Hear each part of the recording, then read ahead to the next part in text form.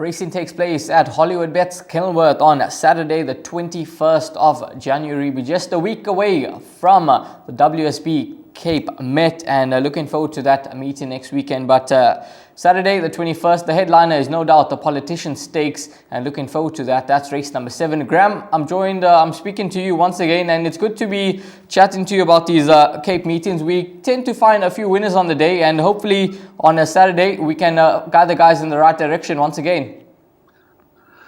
Yes, we've been pretty okay, Rahil, even if we say so ourselves. As you've mentioned, the headline is the Politician Stakes, the Cape Derby Trial, and that's an interesting race in its own right because it's not at level weights. There's at my command, giving quite a lot of weight away to some useful performers, and there's some tough handicaps on this card, so it's not plain sailing, that's for sure.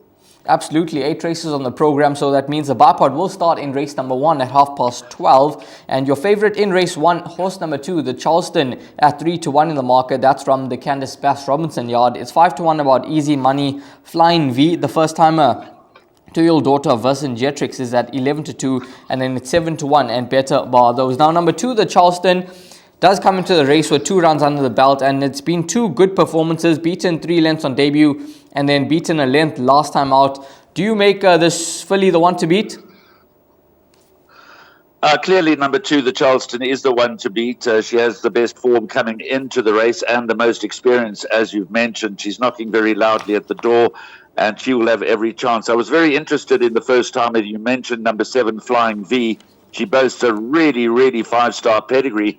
But she was priced up conservatively at 4-1 during the week, is now drifting, and that's a bit of a concern. So in the absence of any market support for number 7, Flying V, that'll make number 2, the Charleston's job easier. Number 1, Blue Holly, 16-1, wasn't bad on debut and should improve. That looks good value. They've priced up number 11, Miss Paget, in single figures. And number 13, Easy Money, as you said, finished under 2 lengths behind on debut. This is the first leg of the bipod, and again I stress, delay selecting your bipod permutations as long as possible. Watch them go to the start. Watch the latest betting moves before you have bipod permits. But at the moment, one has to say that number 2, the Charleston, is the top choice. One other I'd like to mention is number 8, Dauphin Doris. Showed plenty of pacing debut. He's a half-sister to the very talented King Regent who runs in the Gold Rush next week and who won on debut. So Dauphin Doris has got a nice pedigree. Showed a lot of speed on debut, can improve. But for the meantime, it's number 2, the Charleston, and I'm still waiting to see if there's money going to come for number 7, Flying V.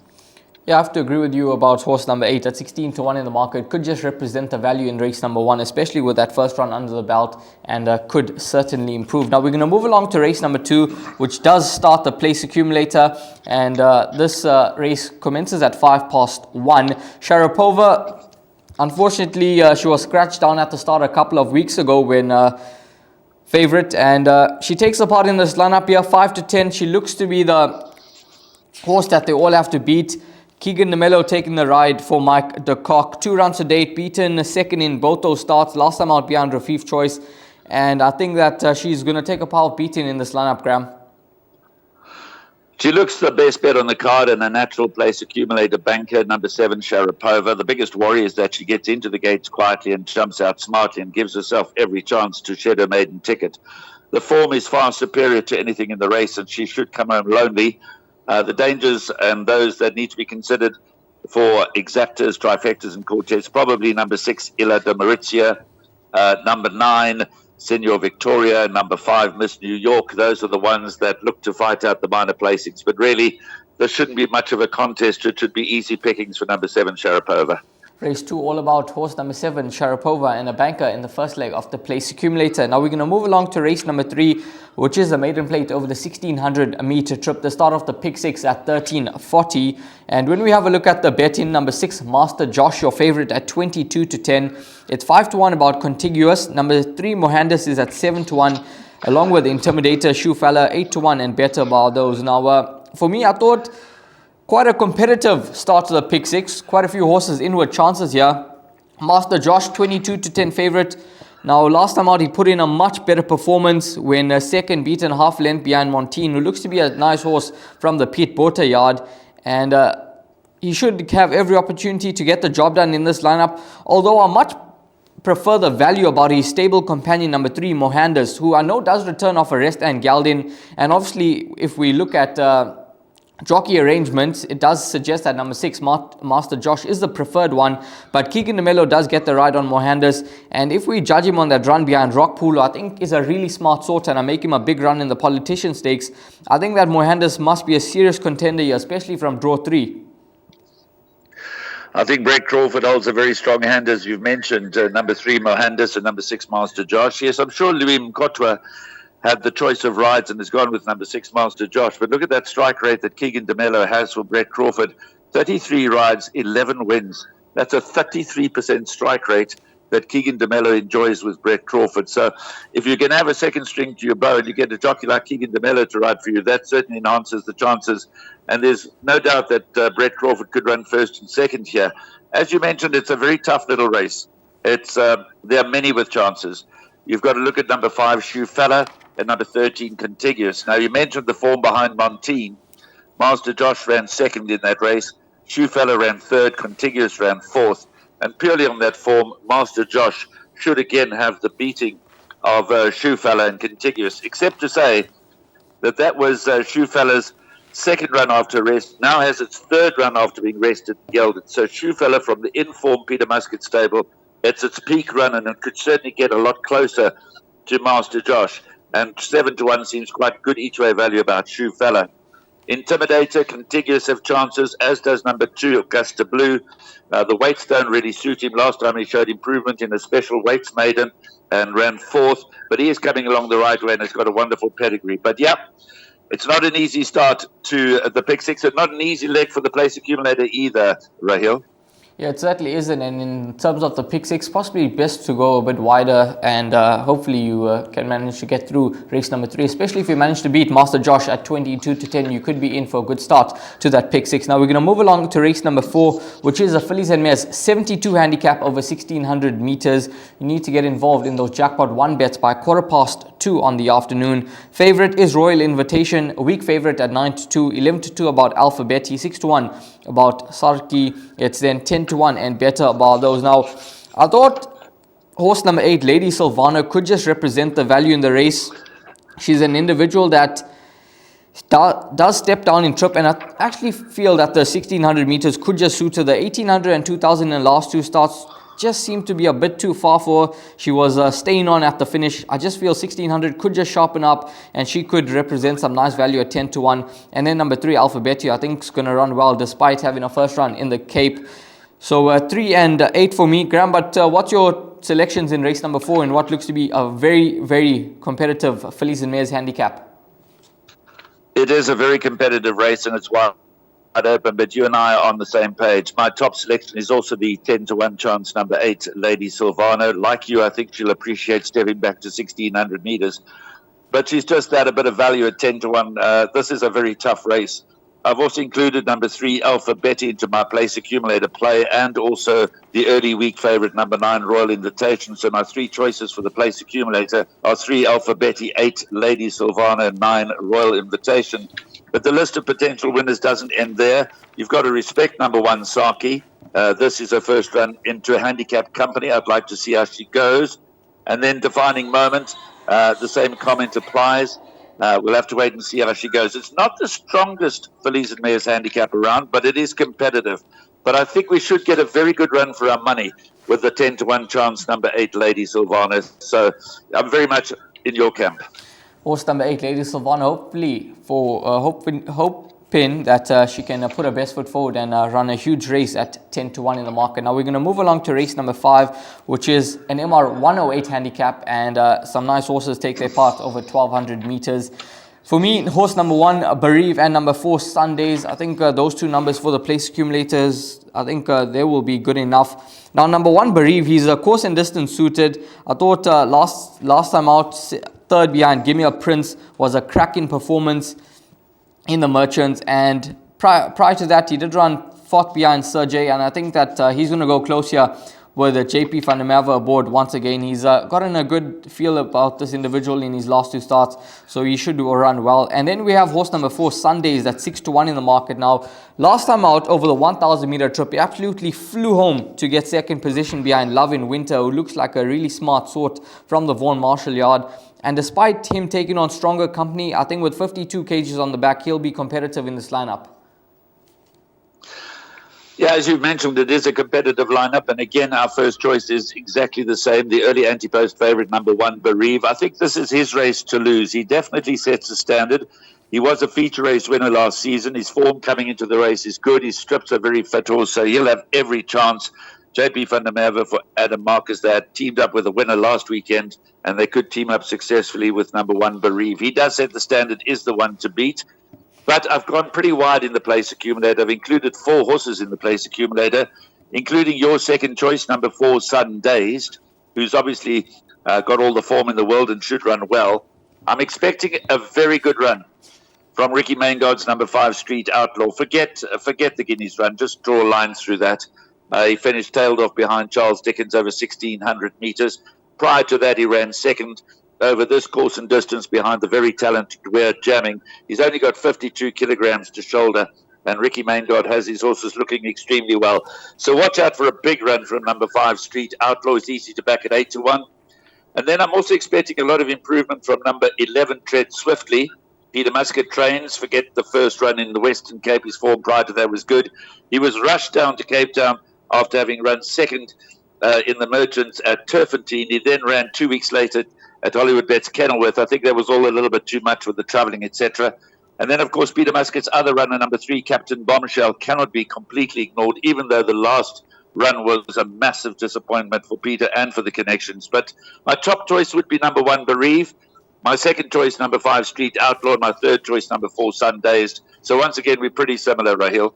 As Graham alluded to, quite a competitive race, and possibly in terms of the pick 6, if you aren't in the camp of Bereave, you need to include a number of horses. Now we're going to move along to race number 6, which is set to be run over the 1,400 meter trip. You need to get involved in those bets by 3:25 on the afternoon, and this is an MR90 handicap.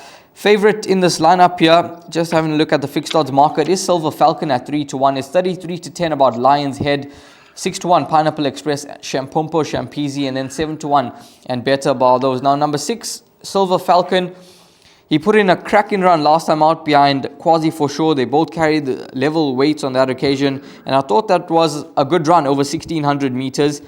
Personally, I feel he's best over 1,400, so it's positive for me to see him drop in trip to 1,400 meters. The weight isn't a concern. I think that he carries weight well, and with 61.5, I expect a big performance from him. And another positive in his camp is that Richard Fourie gets back aboard. He has the best strike rate with this individual, 7 rides for 3 wins. So I think Silver Falcon is going to go very close. And then I have a healthy respect for number 7, Shampompo Champisi from the Hollywood Syndicate. I thought it was a nice run last time out, third behind Van Hunks, having he's run over 1,400, and I think he will come on with that run under the belt. But Graham, what's your take on race number 6? Well, to get to the chase, number 6, Silver Falcon, is my second choice. And number 7, Shampompo Champisi, is my third choice. But I agree with everything you've said. Obviously, Silver Falcon and Shampompo Champisi come into another very competitive MR90 handicap. That's the hallmark of the day's racing. We've got some really good handicaps, and they're good because there are a number of talented performers in each of them, and they should be very evenly fought out. So it's going to be a challenge for the punters. But 6, Silver Falcon, and 7, Shampompo Champisi are big runners, no doubt. My top choice, I'm going to give the benefit of the doubt to Gareth Van Sale's horse, number 5, Wiccan Warrior. On debut in a feature race, ran 5th under 5 lengths behind Cousin Casey. Then beat Without Question in its maiden, and Without Question is running in the Politician Stakes and came out to win the other day. In his next start, he beat Kitchikal, and we know that Kitchikal is very highly regarded. Now, things went completely awry when he ran on the 22nd of October in the Cape Classic. He finished 16 lengths behind Charles Dickens. That was obviously a quality 3-year-old field, but he had run his race by the time he gets to the start that occasion. He was sweating badly. He was behaving badly. And so I'm taking on trust that this gap from the 22nd of October to now, to the 3rd week of January, that Gareth has had plenty of opportunity to work with him and get him to settle down.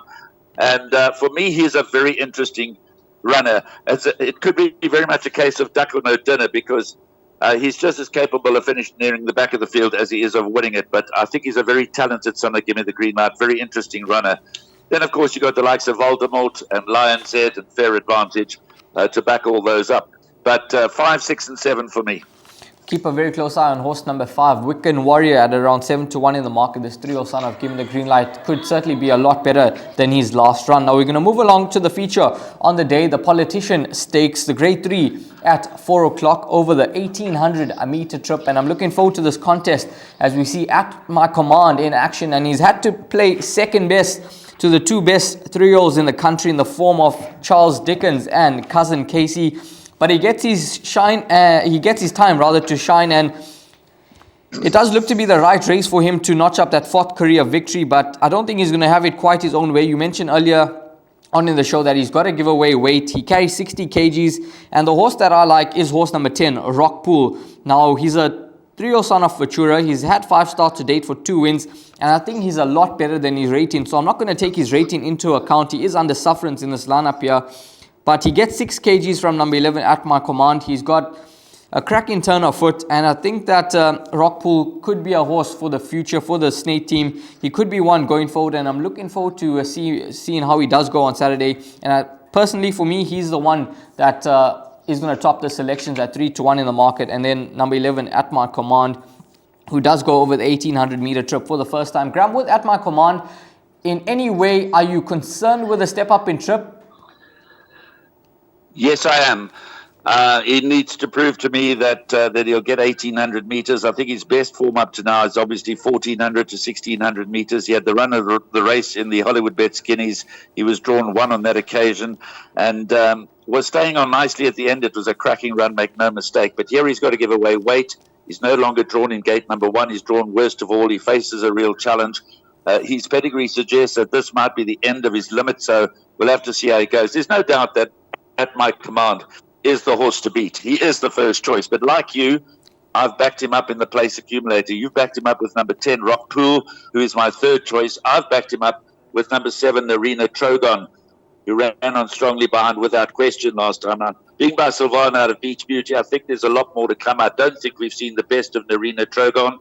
He may still take some even longer to fully mature, but I think the step up to 1,800 meters is going to suit him admirably. So I'm expecting a big run from number 7, Narina Trogon. So that's the one I'm backing, number 11, At My Command, up. There are a couple others that are worthy of mention, without question. Obviously, also gets 6 kilograms. In a Marare, Rockpool you've mentioned, Narina Trogon I've mentioned. At My Command, definitely the one to beat, but I would be hesitant to take even money. Yeah, and At My Command has been backed into 8-10 now in the market with Hollywoodbets. So a bit of I'd say reservation from Graham and myself with this son of Karari, and we're looking for a bit of cover. Graham going with number 7, Narina Trogon, at 14-1 in the market, who could just represent some good value.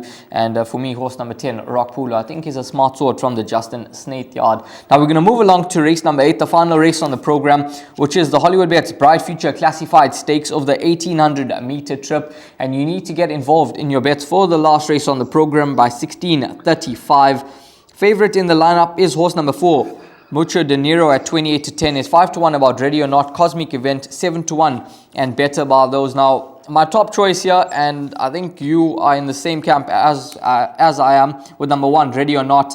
After winning his maiden last time out, beating Madison Blues, he was drawn out deepest of them all, and he managed to get the job done in a comfortable style. I think 5-1 represents some nice value about this individual, and I think he's going to go extremely close to getting the job done out the maidens.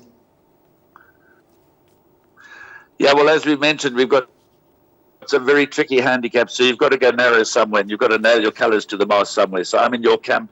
For me, I'm going to take my chances with number 1, Ready or Not, not just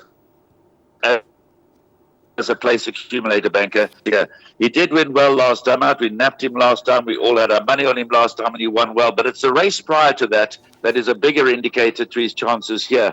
He ran second over 2,000 meters behind Cosmic Event. It was a special weights maiden. He conceded 6 kilograms on that occasion to Cosmic Event and beaten less than a length. So he was giving away 6 kilograms to Cosmic Event. He's now receiving 2 kilograms from Cosmic Event. He's a full 8 kilograms better off with Cosmic Event. And on form, there's nothing to choose between the early favorite Mucho Dinero and Cosmic Event. So he's got Cosmic Event stone cold, at least on paper. He's got Cosmic Event stone cold at the weights. And if he's got Cosmic Event stone cold at the weights, then he's got to have Mucho Dinero stone cold at the weights. So, like you, I'm going all in with Ready or Not. He's cracked the best draw. He's still improving. The weight suggests he's going to be hard to beat, and that 5-1 is the wrong price. So I'm going with number 1, Ready or Not. One outside I'd like to mention is the one that we're consistently waiting for something to happen, and that is number 12, Nothing Else Matters. So for me, it's Ready or Not to win it from 4, 5, and 12, but I'm going all in with Ready or Not. Ready or Not, the one to be with in race number 8, and as Graham mentioned, 5-1, certainly the wrong price about this improving 3-year-old son of Rafif. Now we're going to move along to the suggested part of the show, and we'll start with Graham's suggested bet. And Graham, you can take us through your place accumulator. Thank you, Rahil. Yes, my place accumulator starts with banker number 7, Sharapova. As I said, the biggest danger is that she doesn't behave herself at the stalls, but I'm sure they've got that all right, and she should dawdle home in race number 2. The second leg, I've gone with numbers 5, 6, and 13. Shoefella, Master Josh, and Contiguous. Third leg, numbers 3, 8, and 9. Alpha Betty, Lady Silvana, our each way selection, and 9 Royal Invitation. Then in the next race, we all agree that Bereave is the one to beat, but I've gone with numbers 1, Bereave, 4, Sundazed, 5, Street Outlaw, and 11, Tread Swiftly. Then numbers 5, 6, and 7, Wiccan Warrior, Silver Falcon, and Champompo Champisi. Then 7 and 11, the Reno Trogon and At My Command. At My Command could well be a place accumulator banker, but you've chosen to have some cover, and so I've gone with 7 and 11, and then banker number 1, Ready or Not, in the last leg. Thanks very much, Graham. Thanks for all of your help, and hopefully we managed to guide the guys in the right direction. It looks to be a cracking card, and hopefully the guys managed to make a bit of cash on a Saturday. Thank you, Real. Go well. Thanks to Graham Hawkins for his assistance with racing at Hollywoodbets Kenilworth on Saturday. All the best, guys, and hopefully you find all the winners.